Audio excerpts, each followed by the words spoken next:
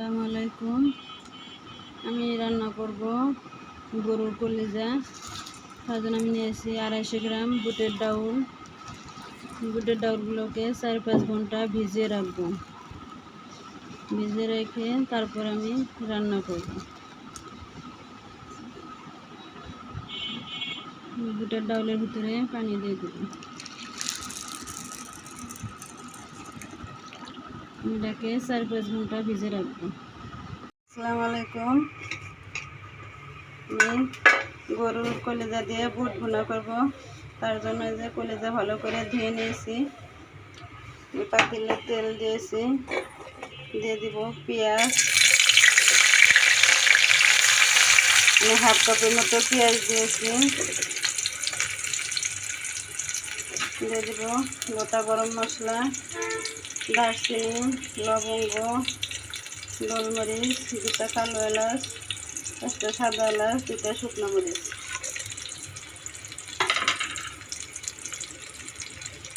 এখন পেঁয়াজটা লাল করে আমি ভেজে নেব। দিয়ে দেবো 1/2 চামচ গোটা জিরে। পেঁয়াজটা ভেজে নিয়েছি, দিয়ে দিব 1 চামচ জিরে বাটা, 1/2 চামচ আদা বাটা, 1 চামচ রসুন বাটা। দিয়ে দিব 1 চামচ কাঁচামরিচ বাটা। মশলাটা একটু ভেজে নেব। আমি একটু পানি অ্যাড করব।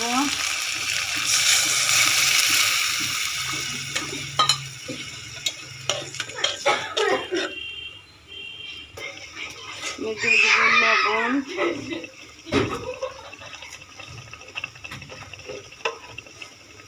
শুকনো মরিচ,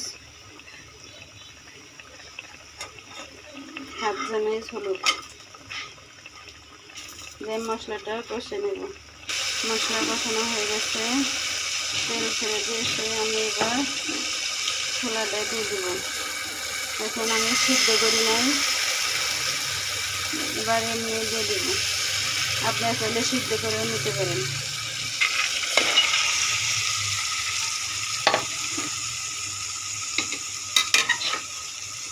দিয়ে দেব কলিজা, একসাথে আমি সব কষে দেব।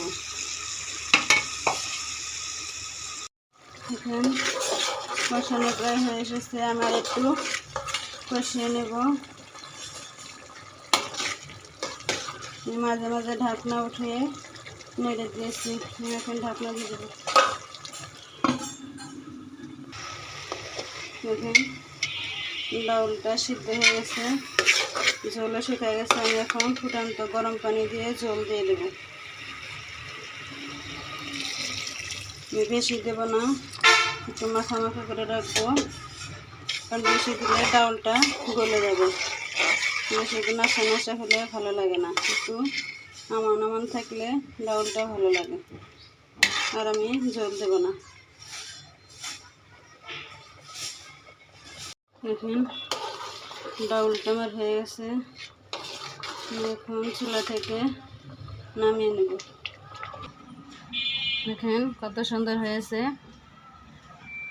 রেডি হয়ে গেল আমার ছোলা দিয়ে গরুর কলিজা ভুনার রেসিপি। আমার এই রেসিপি যদি আপনাদের ভালো লেগে থাকে তাহলে অবশ্যই বাসায় একবার ট্রাই করবেন। আমি খুব সহজে আপনাদের এই কলিজা ভুনা দেখিয়ে দিলাম। আমার রেসিপি যদি আপনাদের ভালো লেগে থাকে তাহলে অবশ্যই বাসায় একবার ট্রাই করবেন। কেমন হয়েছে তা খেয়ে কমেন্টসে জানাবেন। দেখুন কত সুন্দর হয়েছে, ডাউলগুলো সিদ্ধ হয়ে নরম হয়ে গেছে, অনেক সুন্দর হয়েছে। আপনারা এটা গরম ভাতের সাথে বা পোলাওর সাথে, রুটি পরোটার সাথে, যার সাথে খান না কেন অনেক মজা হবে। আল্লাহ হাফেজ।